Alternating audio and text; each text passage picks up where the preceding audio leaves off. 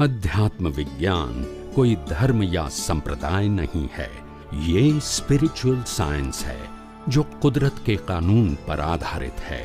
ये विज्ञान पूरे ब्रह्मांड के सभी रहस्यों को उजागर करता है और जीवन के सभी पहलुओं को समझने के लिए एक नई दृष्टि देता है।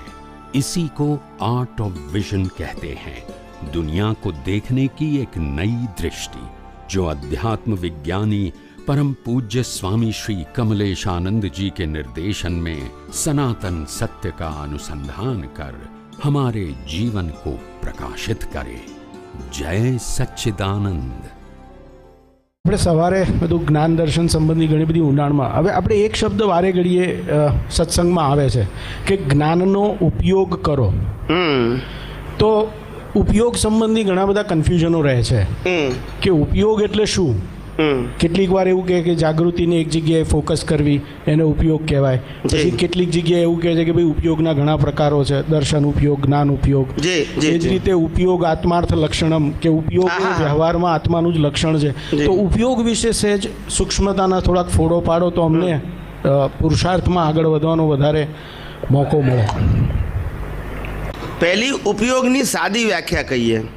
ઉપયોગ એટલે પ્રાપ્ત થયેલી વસ્તુને વાપરવી, એનું નામ ઉપયોગ। શું કીધું? પ્રાપ્ત થયેલી વસ્તુને વાપરવી એનું નામ ઉપયોગ। મને પ્રાપ્ત ન થાય તો કઈ તો ઉપયોગ કરી શકું? ના કરી શકું। એટલે પહેલી વસ્તુ ઉપયોગ એટલે પ્રાપ્ત થયેલી વસ્તુને વાપરવી એનું નામ ઉપયોગ। હવે આગળ જઈએ તો કે ઉપયોગ કઈ રીતે કરવાનો? તો જ્ઞાની કહે છે કે જે ઉપયોગ શબ્દ છે એ તમારે શેના માટે કરવો છે, હેતુ શું છે, આશય શું છે, તમારા ભાવ શું છે, એ પ્રમાણે જ્ઞાનનો ઉપયોગ કરો। આ જ સંજોગોમાં અજ્ઞાની વ્યક્તિનો ઉપયોગ જુદો હોય અને જ્ઞાનીનો ઉપયોગ જુદો હોય। ક્રિયા ભલે બંનેની એક હોય પણ ઉપયોગ જુદા હોય। એટલે અહીંયા ભાગ પડે જ્ઞાનનો ઉપયોગ અને અજ્ઞાનનો ઉપયોગ। પછી આગળ શું ભેદ પડે તો કે ઉપયોગની અંદર ઊંડાણ શું આવે? ઊંડાણ। તમે જે ઉપયોગ મૂકો છો એમાં ઊંડાણ શું છે? ઊંડાણ તો કે જ્ઞાનમાં ઊંડાણ ના હોવું જોઈએ, દર્શનમાં ઊંડાણ હોવું જોઈએ। શેમાં હોવું જોઈએ? દર્શનમાં ઊંડાણ। જ્ઞાનમાં તો એક જ લક્ષ, હું નિશ્ચય નિર્ણયથી કેવળ શુદ્ધ આત્મા। દર્શનમાં શું લક્ષ ઊંડાણ હોવું જોઈએ કે આ જે સંજોગ બન્યો છે, જે બની રહ્યો છે, એનો આધાર શું છે? કોઈ સ્વતંત્ર કરતા છે? વ્યક્તિ તરીકે કે શક્તિ તરીકે સ્વતંત્ર કરતા છે? તો આ સંજોગમાં મને કોઈ વ્યક્તિ કરતા દેખાય છે તો એ મારી ભૂલ છે। શું કીધું? કરતા કોઈ દેખાય છે તો મારી ભૂલ છે। પછી જે ભોગવટો આવે છે સાતા અસાતા વેદનીઓનો, એ વેદનીઓનો ભોગવટો એ ખરેખર હું ભોગવનારો છું કે પ્રકૃતિ સાથે રહેલો ડિસ્ચાર્જ અહંકાર ભોગવે છે? શું કીધું? એનો હું ભોગવનાર છું કે પ્રકૃતિ સાથે રહેલો ડિસ્ચાર્જ અહંકાર ભોગવે? આ પ્રકૃતિ સાથે રહેલો મન બુદ્ધિ ચિત્ત અહંકાર વાળો ડિસ્ચાર્જ ભાગ એ જ અવસ્થાઓને ભોગવે છે, કારણ કે બાંધ્યું તું એને જ ગયા અવતારમાં।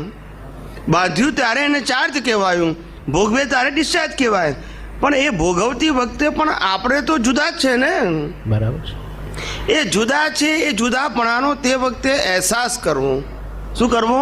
એને ઉપયોગ કહેવાય। સમજાય છે? બરાબર।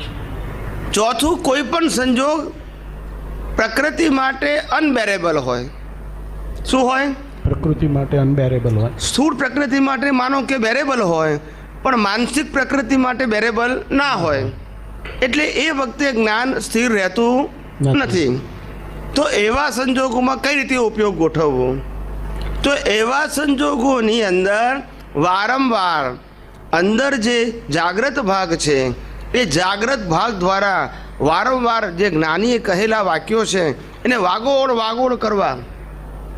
સમજાય છે કે અવસ્થા માત્ર કુદરતી રચના છે, જેનો કોઈ બાપોએ રચના નથી અને તે વ્યવસ્થિત છે। સ્થૂળ સંયોગો, સૂક્ષ્મ સંયોગો, વાણીના સંયોગો પર છે અને પરાધીન છે.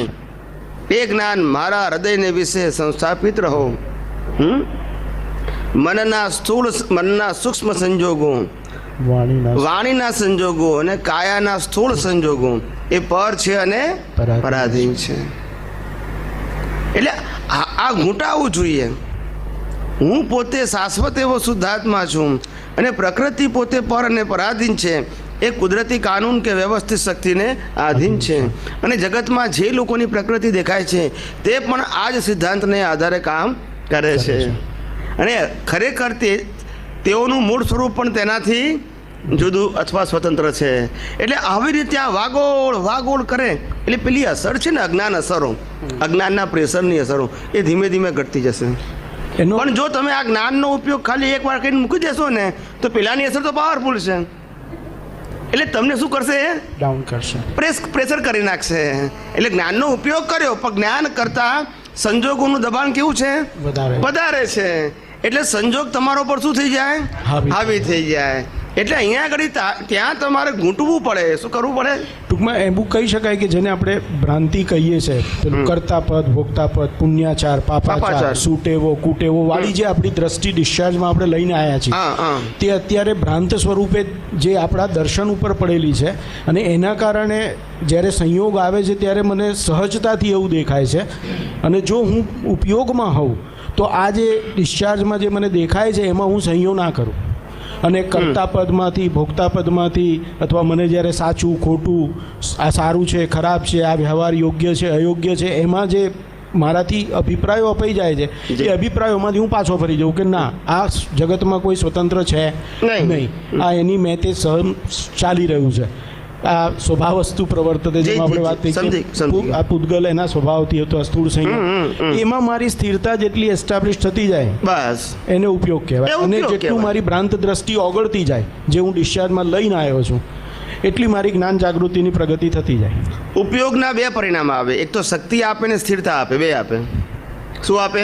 શક્તિ અને સ્થિરતા. શક્તિ અને સ્થિરતા. ઉપયોગની અંદર પોતાના સ્વરૂપમાં સ્થિર થાય એટલે શક્તિ મળે. અને આ જગત વ્યવસ્થિત આધારે કે કુદરતી કાનૂનને આધારે ચાલે છે એટલું જેટલું સમજાય એટલી સ્થિરતા આવે. એટલે શક્તિ અને સ્થિરતા બે ઉપયોગ આપે છે. હવે સંજોગોનું દબાણ વધારે હોય તો આ ઉપયોગ આપણે વારંવાર ગોઠવવો પડે એક જ સંજોગમાં. ખ્યાલ આવ્યો? કે જેથી શક્તિ અને સ્થિરતા વધારે મળે તો આપણે સંજોગોમાં ફેરતી પાછા એ જ પ્રમાણે શક્તિ અને સ્થિરતામાં કાચા પડીએ નહીં. સમજાય છે? સંજોગો તો હલાવી નાખશે તમને એનું પ્રેશરને કારણે. ખ્યાલ આવી ગયો ને? પણ તમારો જે ઉપયોગ છે એને ફેરવી નાખશે. શું નાખશે? ફેરવી નાખશે. એટલે સંજોગોને બદલે સંજોગોની અસર જે છે એનાથી તમે મુક્ત રહી શકશો. પણ ડિસ્ચાર્જની અંદર બી આપણે જોઈએ તો ઉપયોગ તો ડિસ્ચાર્જ થઈ જ રહ્યો છે. એ શુભ અશુભ કે અશુદ્ધ ઉપયોગ તરીકે નીકળી જ રહ્યો છે જે કદાચ યોગ તરીકે કહેવાય છે. ઉપયોગ ક્યાં કરી જઈ રહ્યો છે? ઉપયોગ શુભ અશુભમાં કહેતો તો ઉપયોગ તો કરવાની વસ્તુ છે ને, થઈ રહ્યો છે. ઉપયોગ શુભ અશુભમાં નથી કરવાનો. ઉપયોગ પોતાનો ન્યુટ્રલ છે. એ ન્યુટ્રલ ઉપયોગ દ્રષ્ટિથી તે વખતે એનો ઉપયોગ કરવાનો છે. ન્યુટ્રલ પેલું તો પરિણામ સ્વરૂપે ચાલ્યા જ કરે છે. પુરુષાર્થ સ્વરૂપે આપણી દ્રષ્ટિ જેવી છે તેવી અસર આપણને વર્તાય, જ્ઞાનની અથવા તો અજ્ઞાનની. તમને ખ્યાલ આવે કે હું ચંદુલાલ છું અને ચંદુલાલ તરીકે તમે કંઈ પણ ભોગવટો આવે ત્યારે જે ભોગવટો તમને હોય તે, અને તમને ખ્યાલ આવે કે હું ખરેખર શુદ્ધાત્મા છું અને વ્યવહારથી ચંદુલાલ છું, આવી જાગૃતિ રહે અને ભોગવટાની અસર, આ બંનેમાં ફેર હોય. સમજાય છે? બરાબર. કારણ કે દ્રષ્ટિ જુદી, ઉપયોગ જુદો. એટલે અંદર પુરુષાર્થ બદલાઈ ગયો તમારો, પરિણામ ના બદલાય. મૂળે તો સ્થિરતા હોવી જોઈએ એ જગત. આપણને સ્થિરતા આવે ક્યાંથી? પણ સ્થિરતા તો ઉપયોગ વગર ક્યાંથી આવે? જ્યાં આપણા સેન્ટરની અંદર જ અસ્થિરપણું હોય, આપણી પાસે જે જ્ઞાન દર્શન છે એ જ અસ્થિર હોય તો સ્થિરતા આવે? મને સ્વ જાણવું ને પરને પર જાણવું, જુદું રાખવું ને જુદું જોવું, તો એમાં સ્થિરતા ન આવે. આવે પણ ક્યારે? કે આપણે એ જાણ્યા પછી એનો ઉપયોગ તે જ રીતે કરીએ તો. ફક્ત જાણવાથી કરીએ તો ના થાય, મિકેનિકલ થાય. રાખો તો પણ બંનેને જુદા જોવાના છે અને પેલામાં પણ તમારે એને એને હેન્ડલ મારવાના છે. બંને વસ્તુ કામ તો એક જ કરવાનું છે કે સ્થિરતા આવવી જોઈએ, રાગ દ્વેષ રહિત નિષ્પ્રમતા આવવી જોઈએ. જ્ઞાનનો ઉપયોગ જ સ્થિરતા માટે છે. હા. શેના માટે છે? પરિણામ સ્વરૂપે પોતે અસ્થિર નથી. પ્રકૃતિ પરિણામ સ્વરૂપે અસ્થિર નથી. પ્રકૃતિ ચંચળ છે. શું છે? ચંચળ છે, પરિણામ સ્વરૂપે એ સ્થિર છે. કેવી છે? સ્થિર છે. સ્થિરનો મતલબ ફ્લો છે. શું એક છે? ધારી ઉકલી રહી છે. પણ ચંચળતા આપણને લાગે છે. જે હું દાખલો આપું એટલે તમને ખ્યાલ આવશે, એમને ખ્યાલ નહીં આવે. આ ટોયસ છે, રમકડું. એ રમકડાની અંદર તમે પાવર ભરો. એ પાવર ભરો એ પ્રમાણે આંખ હલાવે, કાન હલાવે, હાથ હલાવે, પગ હલાવે. બરાબર છે? તો આ બધું હલવા છતાં કોઈ રિએક્શન આપણને એ જડ ફેસ ઉપર દેખાય નહીં. દેખાય? ના દેખાય. ટોયસ ઉપર દેખાય? આંખ ઊંચી નીચી થાય, હાથ પગ હાલે, પણ તો ફેસ તો એને એવું દેખાય. બરાબર. કારણ કે ફેસની રેખા અને જે ક્રિયા એ બંને જડ છે. શું છે? જડ છે. એવી રીતે આ પ્રકૃતિથી ભોગવાતા કર્મો અને આ શરીર, આ બધું જડ છે. શું છે? જડ છે બધું. પણ જડની અંદર જેટલો ચેતન ભાગ ભળે છે એ રિએક્શનમાં આવે છે. શું આવે છે? રિએક્શનમાં આવે છે. બાકી મિકેનિકલ સ્વભાવ જ છે એનો, જડનો જ સ્વભાવ છે. શું છે? જડનો જ સ્વભાવ છે. પણ રમકડાના દાખલાની અંદરમાં મુખની રેખા ન બદલાય, એક ધારી જ હોય છે. ના. પણ આની અંદરમાં જે મુખની રેખાઓ બદલાય છે, પણ એ તો ડિસ્ચાર્જ પરિણામ સ્વરૂપે જ છે. ના, ના, ના. ટૂંકમાં એ ભાગ પરિણામ વાળાનું રિએક્શન છે. પરિણામ વાળાનું રિએક્શન છે, એની પ્રતિક્રિયા હા. છે. એ તો નેચરલ પ્રતિક્રિયા છે. હા, પણ એ નેચરલ પ્રતિક્રિયા જેમ આ સ્થૂળ ભાગમાં આવી એવી સૂક્ષ્મ ભાગમાં આવે છે. સૂક્ષ્મ આ ભાગ- તો દાખલો તો મારે સ્થૂળમાં આપવો પડે ને તમને. બરાબર છે. નહીં તો ખબર કેવી જ પડે પણ જે તમને. હું અંદરના રિએક્શનની વાત કેવી જ આપી શકું? બહારનું કહું એટલે ખ્યાલ આવે. જ્ઞાનમાં આવું રિએક્શન આવે. જેમ અત્યારે આ પરિણામવાળા ભાગમાં પણ રિએક્શન આવે છે ને આવું, એ મિકેનિકલ ચેતન છે. શું છે? મિકેનિકલ છે. પરિણામવાળા ભાગનું ચેતન કેવું છે? મિકેનિકલ. Mechanical. એટલે ફિક્સ છે. પણ ફિક્સ ચેતન આવ્યું ક્યાંથી? તો કે ચાર્જ કરેલું માટે. હવે એ જ પ્રમાણે અહીંયા જ્ઞાનનો ઉપયોગ જો ના હોય તો એ જાગ્રત ભાગમાં પણ અસર કરે છે. કરે રિએક્શનમાં. એનું રિએક્શન બહાર ના દેખાય, પણ એનું રિએક્શન તમારી જ્ઞાનની સ્થિરતાને હલાવી નાખે.